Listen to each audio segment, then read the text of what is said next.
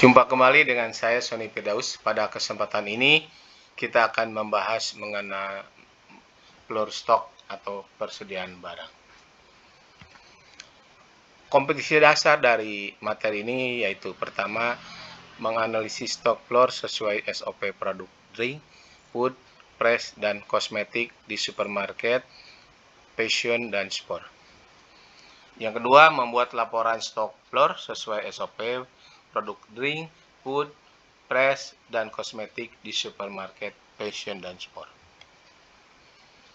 Persepsi dari materi ini, yang pertama adalah persediaan pada umumnya salah satu aktivitas lancar yang jumlahnya cukup besar di dalam sebuah perusahaan.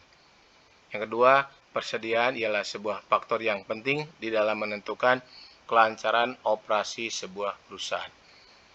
Yang ketiga, persediaan merupakan sebuah investasi dari mana keuntungan atau laba tersebut dapat diharapkan melalui sebuah penjualan di kemudian hari. Baik, kita bahas mengenai definisi dari floor stock.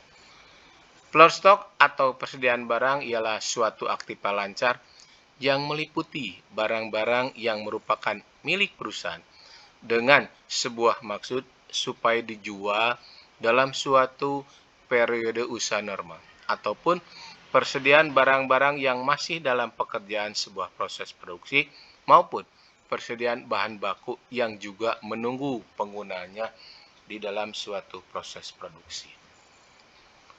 Adapun jenis-jenis persediaan barang adalah sebagai berikut. 1. Persediaan bahan mentah atau raw material.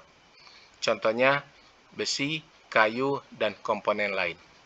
Yang kedua, persediaan komponen-komponen rakitan. Contohnya suku cadang bisa berupa tinta, baut, ban serep, dan lain sebagainya. Yang ketiga, persediaan bahan pembantu atau penolong, supplier.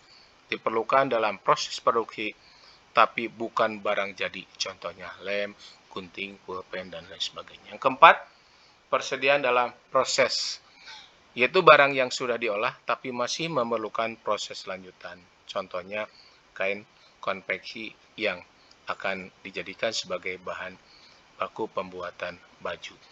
Yang kelima, persediaan barang jadi.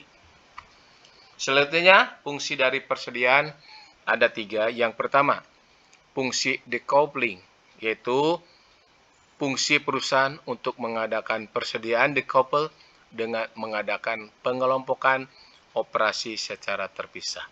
Yang kedua, fungsi economic side merupakan persediaan dalam jumlah besar dengan adanya diskon atau diskon kualitas dan kapasitas gudang yang memadai.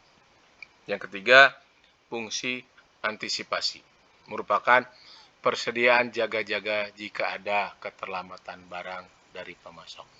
Demikian materi yang dapat kami sampaikan. Nanti kita lanjutkan dalam periode waktu yang akan datang. Terima kasih.